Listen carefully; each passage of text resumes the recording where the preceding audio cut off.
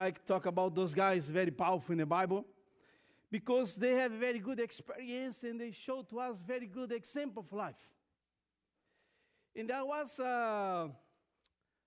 for more than 60 days. I was thinking about, actually, let's take it back. 63 days, I was thinking about 63 personality in the Bible. And I said, I'm going to write a book. But then I started looking at my age. I said, I still don't know, I'm not old enough to write a book yet. Maybe I should wait a little bit. But I'm starting putting together my book. We'll talk about 63 different people in the Bible. They are not powerful at all. They are saved by the bell. And today, I'd like to talk about some personality in the Bible who's been saved by the bell. Just to the end. Let's open your Bible in Genesis,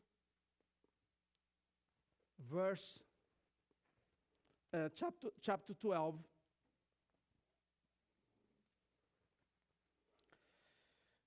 Genesis chapter 12, you see a personality here.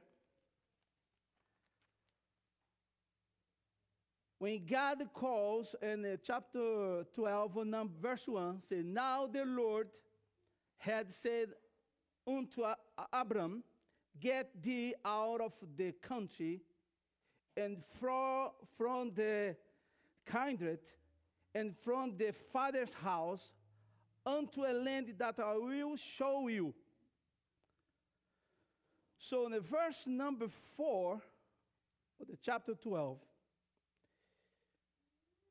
show up this guy and said, so Abraham depart as the Lord had spoken unto him, and Lot went with him.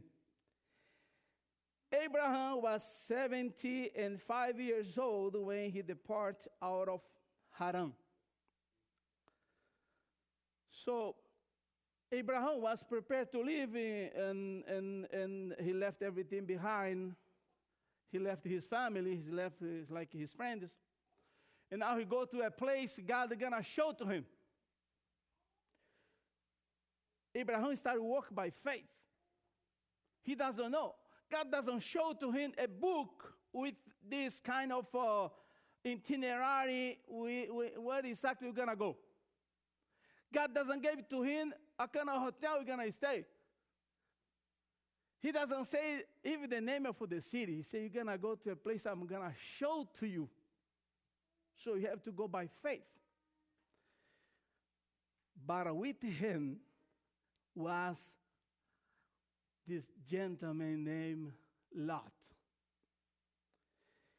Lot packs his stuff too, and everybody pay attention to Abraham. Like I said, don't get me wrong, I love to talk about Abraham. Abraham was very rich. Abraham has this. Abraham has that. Abraham has that. So many things Abraham has. Hey, let me tell one thing to you. Lot was very rich too. Very rich. And Lot decided to go with Abraham.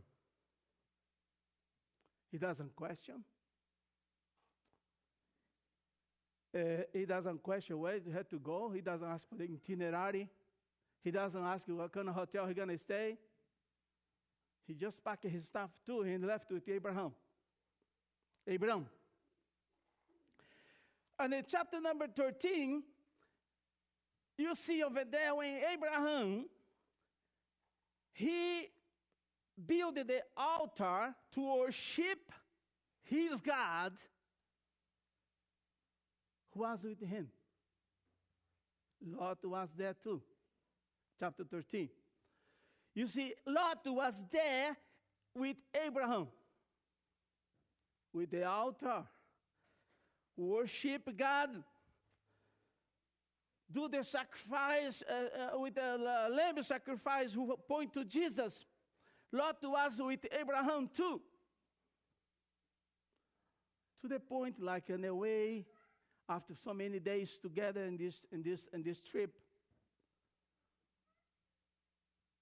Abraham was a man with faith. Lot was a man with faith also. Abraham was a rich man. Lot was a rich man also. Abraham has his family. Lot has his family. Lot has his family too. Abraham was a businessman with so many livestock. Lot was a businessman also. The Hebrew Bible, when it's trying to explain about what exactly Lot has, put like Lot was this kind of a livestock man with so many animals. To the point like he has his men who take care the other men, and all those men together, they started like a fight with Abraham's men. They don't understand each other because one say, yeah, this place like here is better for my cows. The other say, this place is better for my camels. And then they keep like fight to the point Abraham come to Lot and they started talk and has a conversation with Lot.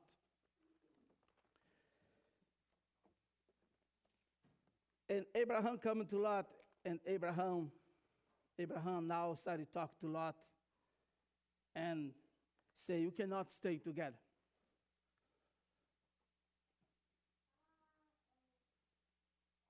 If you go to the right, I take to the left.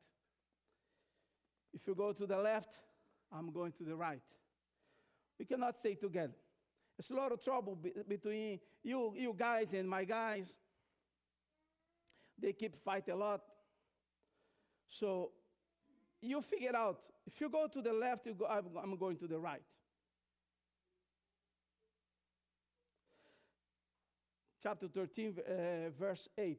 And Abraham said unto Lot, let there be no strife, I pray thee, between me and thee, between my herdmen and the headman, for we be brethren.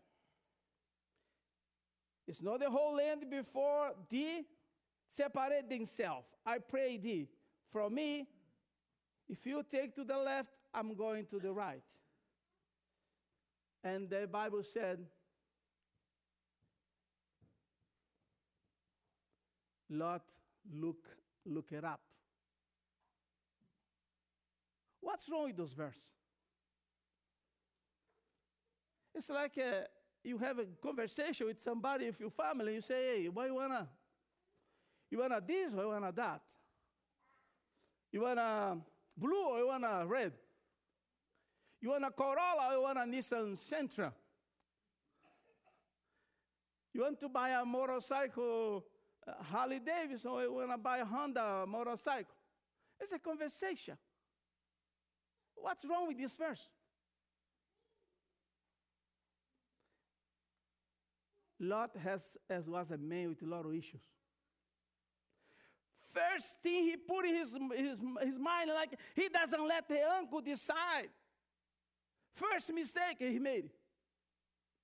He should let the man with the experience decide. And then he said, whatever he take, that's God gonna give. That's gonna be good for me.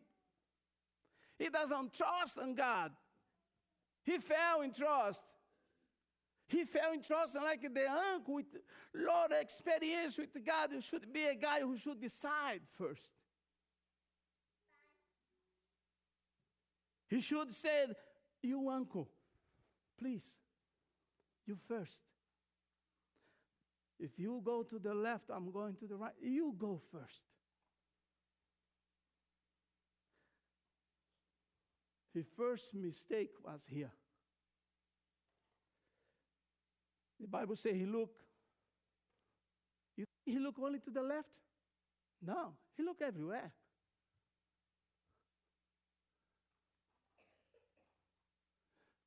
Oh, right there. I'm going there. So he came up with the capitalism. Capitalism is like that. The best is the good one. The best car is the best car. The best location for you to live. Location is the best place for you to live. The capitalism preaches you this mentality. You have to get the best. What's wrong with the Ford? Why I have to buy Rolls? They have the engine. The same have an engine. The same car have all those cars have a AC. They have 4 tires. Probably the guy with the four towers, he still do the payment. But the guy with the Rolls, he's rich. And he drive his car. Everybody look around. Who's driving this car? The guy with the 440, people say, he still do the payment. He owns to the dealership. If he doesn't do the payment, he's going to be out of his car soon. So Lot came up with the capitalism in his brain. He said, that place have everything. It's the best for me. It's the best for my cows. It's the best for my camels. It's the best for my family. The only thing, he keep doing mistakes. You keep doing mistake when you decide by yourself. He should go and pray to God. Say, God, what do you think? He knows God. He was in the altar with Abraham. He did the sacrifice with Abraham. That's why he left Haran. Because he know in Haran was a sinner place with idolatry. He left it by faith. You don't think a rich man gonna pack his stuff and live like that? He doesn't have to go to Abraham. He doesn't have to leave Haran. He can stay there, live rich the rest of his life.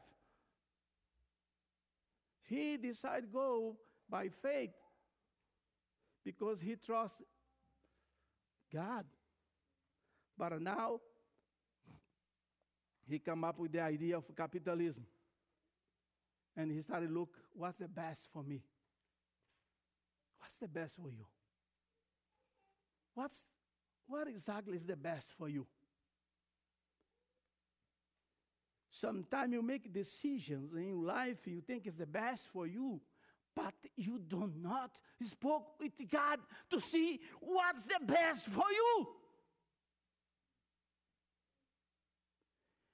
God don't have it even, he cannot even have time to hear what God have to say to you, what's the best for you. You just make your decision. Say, I'm going to go that way. I'm going to do this. I'm going to buy this. Because the best for me is the best for my family. He did that.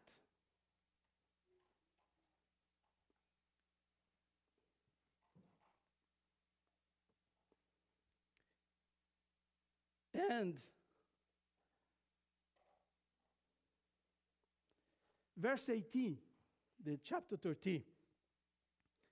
Then Abraham removed his tent, and came and dwelt in the plain of Mamre, which is Hebron, and built there an altar unto the Lord.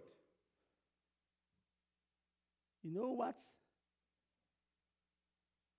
what Lot did?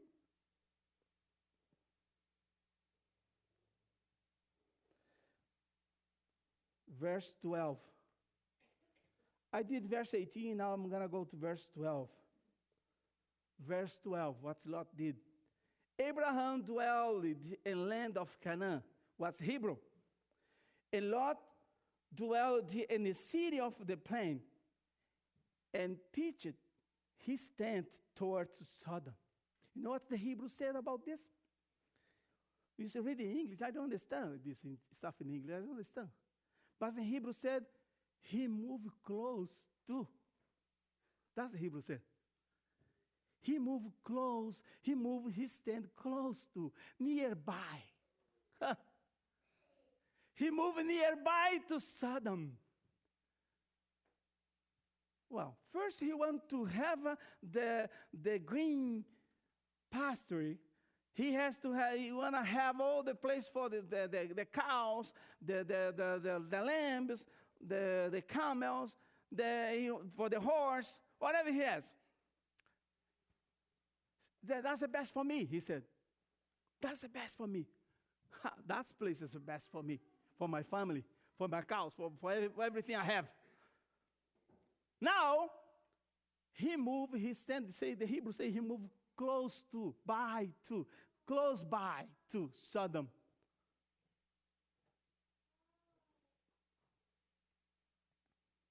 If you read the chapter 14, 15, you see like all the stuff is going on in there with Abraham and his faith, his life. But you see like Lot disappear, except when he got kidnapped by those guys. And Abraham go over there and took him back. Was a sign of God already. He should figure out something goes wrong with you. When stuff bad started coming to you, it's because you maybe forget to pray. Maybe forget to put your altar. Maybe forget to go to God and talk to God. But Abraham go over there and defend him. Save him again. And then he decided he was no longer like in chapter 13, verse 12, nearby, close to Sodom. Now he moves to Sodom and Gomorrah. He moves. He moved to Sodom and Gomorrah. Forget about the cows. Forget about the camel. Forget about the horse. Forget about the lamb. That's not for me. I'm a rich man. I don't have to deal with this smelling thing, disgusting smelling of the camel. Take milk from cows. That's not for me. He saw in Sodoma, opportunity. If you read the Bible, if you read everything you want, you're not going to find one single text who says something about the guys who was fight for him with Abraham guys. You don't see those guys anymore. They disappear from the story. Those guys get out. Disappear. They don't have nothing to do with Lot anymore. Now Lot, what he started to do, he's become a businessman in Sodom and Gomorrah. And he buy a condominium, luxury house. Capitalism. The more beautiful is the best. The more expensive is the best. More you have, more is good for you. More you have, more important you are. Capitalism. And he bought a condominium, luxury. Don't get me. Don't say it was no luxury, because the guys get a hard time to break the door. They cannot break his door. If somebody tries to break my door, they're gonna break it like that. The first kick. That door was very strong. That guy has something luxury. They try to put it down the door. He cannot do it.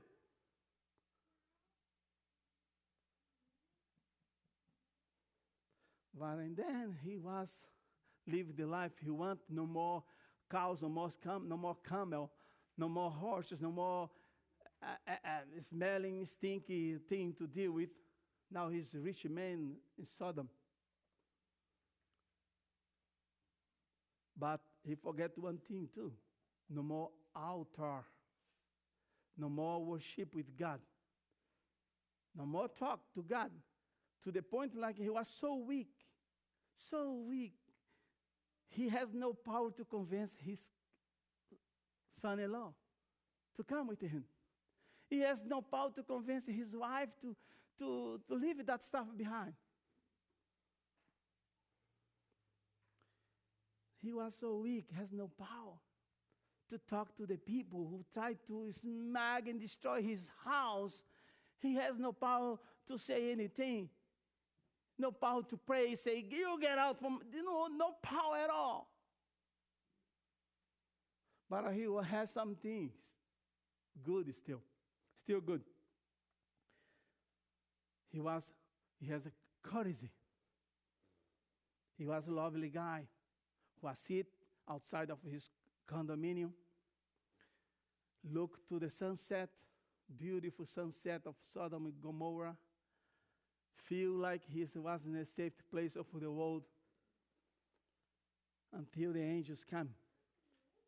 2 guys, handsome men, good look, different from those people. People in blasphemy, idolatry, with fornication, sexuality problem, liars. So many bad things. The Bible describes those people, so many things. They say the sin of Sodom and Gomorrah was so many. I put it something like here. Isaiah 1:10 says it was social oppression. Jeremiah 23:14, they are adultery, liars, and protected criminals. Ezekiel 16:49 say they are pride, complacence, and they live in kind of fornication and all kind of bad sexuality, immoral thing. So this was the city this guy picked to live. In the meantime, Abraham was living where? In a tent. The guy who followed God to Hebron, to Canaan, to the land God gonna show, he was living in a tent. This guy was living in a luxury condominium. Till the angels came in and told him something bad gonna happen. Matthew 6:21. Let's open your Bible over there. Matthew 6:21. Jesus said that. Matthew 6, verse 21 said, "For where your treasure is, there will your heart be also." That's your treasure is where your heart is. If your heart is there in this thing, that's you. The angels coming now and told him, after all that situation, you guys know the story. I don't have to go over those things. They keep like force the door because they want to abuse those men. They are different. They are handsome men, good look, different from those people. So they put it together, all that mob, to invade that guy's house. And when the guy said, "No, you can take my daughters. You can do whatever you want to my daughter." Excuse me, what's wrong with you? You're not gonna take my daughter. What's wrong with you? So weak. You take my daughters. You do whatever you want to my daughter. See how weak he was. Now, you're not gonna take my daughters. No.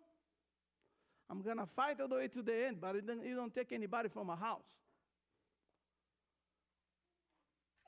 To the point like the angels, now they show up who they are.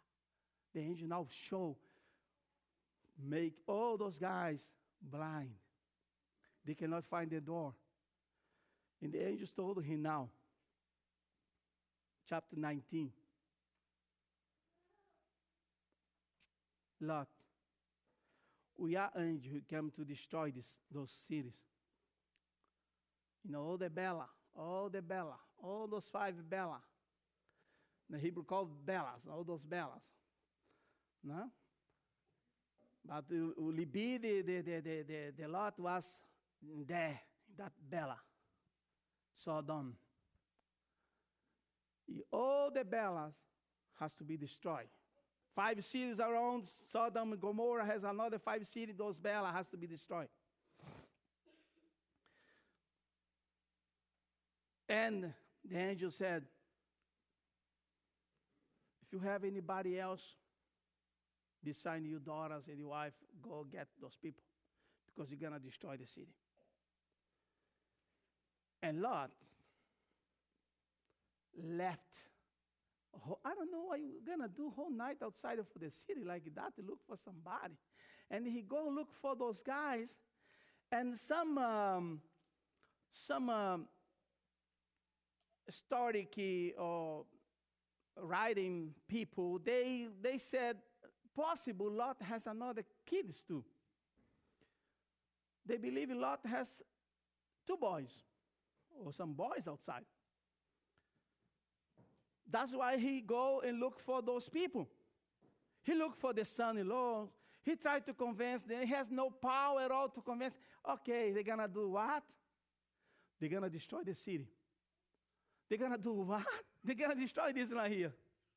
This is like, what? This is a joke?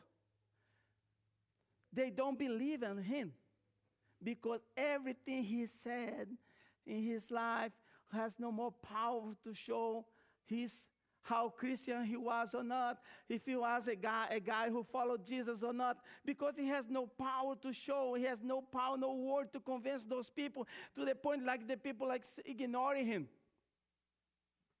And then he end up go back by himself, and the angels keep pushing him to get out from the city.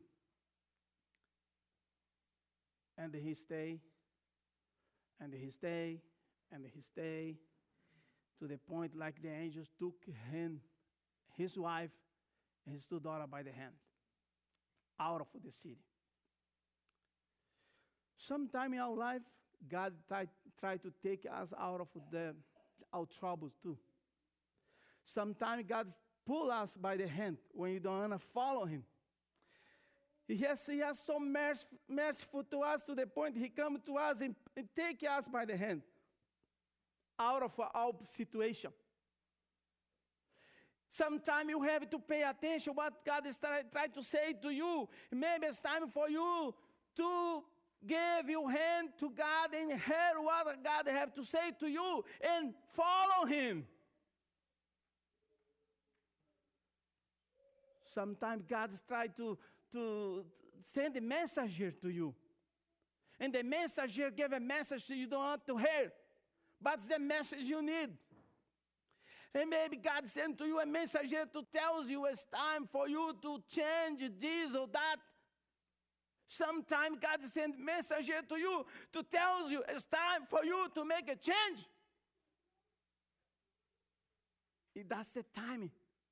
When God do that, that's the time for you. God gave the hand to you and said, get out from this. Run for your life. But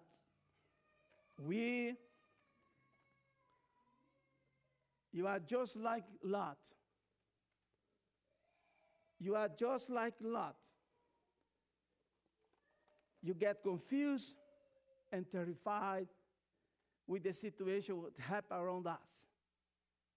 Because come COVID-19, COVID-18, COVID-20, 21, 22, 23, 24. You don't know how many COVID is going to come. Delta 1, Delta 2. They're going to use all the 20, all the alphabet. And never going to end those plagues, those things. Because Jesus said, going to come pestilence to the world. So are you scared about those things? Or because so-and-so died, and my friend died. A lot of people going to die. Maybe it's time for you to figure out what's going to do with your life. Maybe it's because God is saying, something is wrong with you. You cannot stay. You have to walk away from the situation you live now. Can be in the work, can be in your business, can be in your family, can be your kids, can be anything else in your life. God wants you to get out from this. God wants you to fix this before it's too late. That's God did it to a lot. Merciful when he spoke with Abraham. Abraham like negotiated with God. He said, God, if you have 15 there, can you save him? God said, if you have 50, yes, why not? God, if you have 45, can you save the 45? God said, 45? That's 50 minus 5, right? Okay, yeah, I do for the 45. God, what about if you have a 30? 40, 30, 20. And Abraham keep come down in the Numbers, the chapter 18. To the point that Abraham said, what about, God, don't get mad, but I'm going to ask just one more question. What about if you have only 10? You do for the 10? God say, oh, yes. 10? Yeah, that's a good number. I do. I saved the city because 10. Guess what? Was not 10 in that city. Lot left the city. Lot left the city. And the words, exactly words what the angel told him was, Descatela hua hut ahuaya.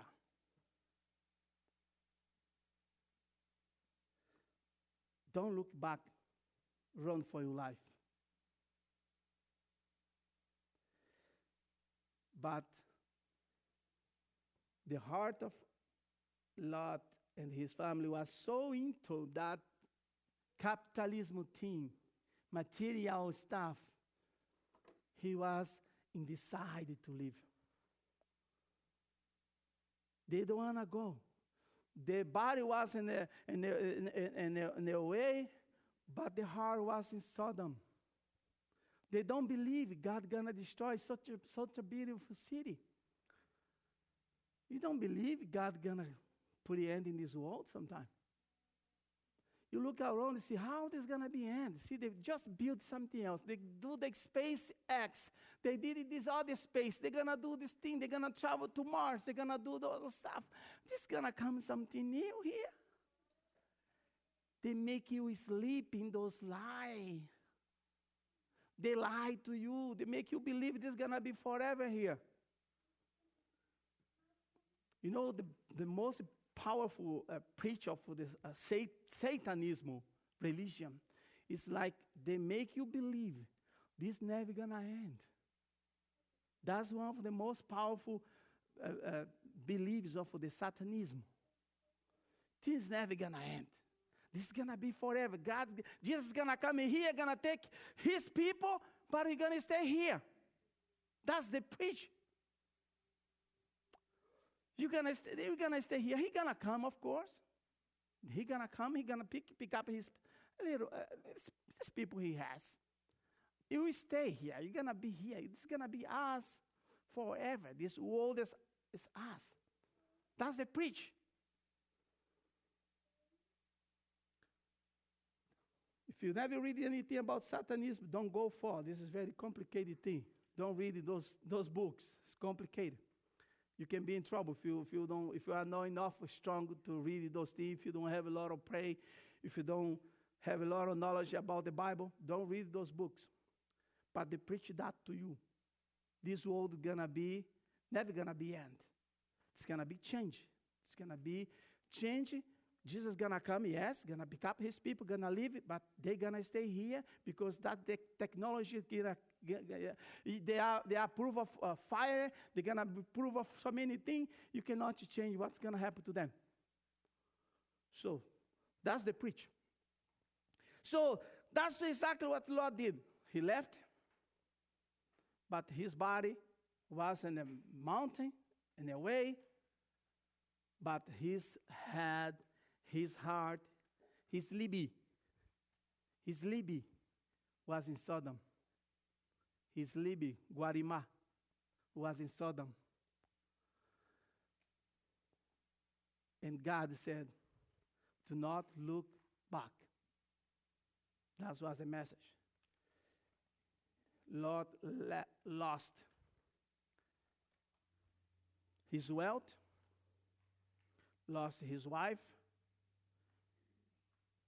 lost everything he had. He ended up with 2 crazy daughters in a cave.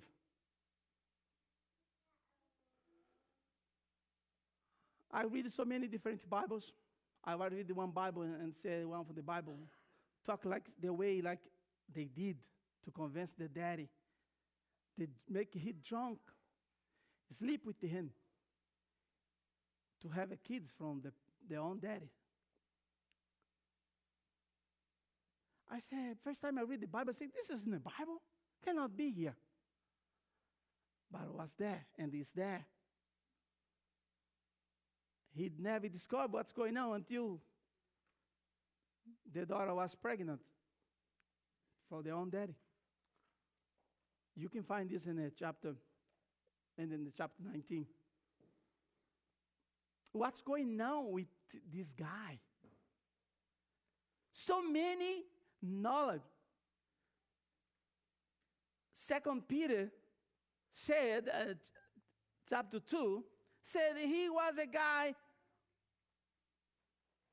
faithful, commandment keeper, who was the guy who built the altar, who was with Abraham, who was worship God. What he did such a thing? I can understand those things. But because he lost God,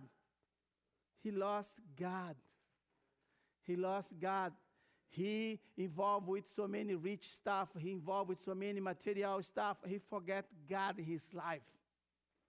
To the point, he was now in a cave. What you get from this? I'm going to end now. What you get from this? What he get from this?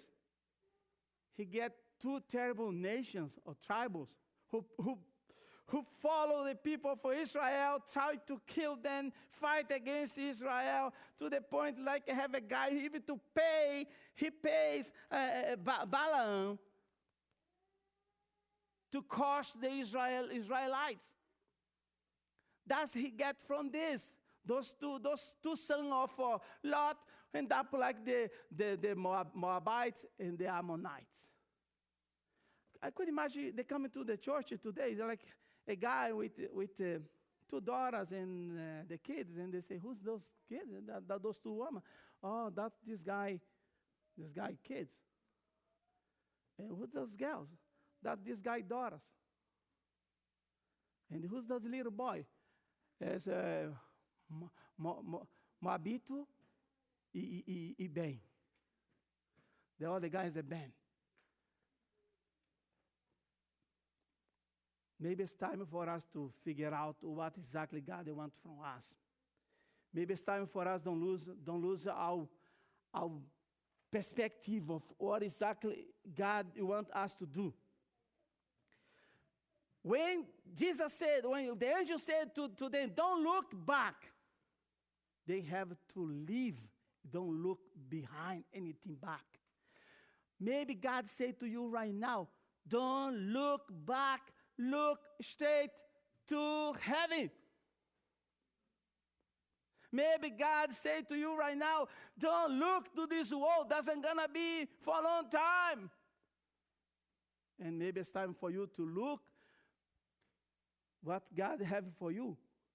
And God showed this to Abraham. And Abraham walked with the faith. Abraham walked with the faith.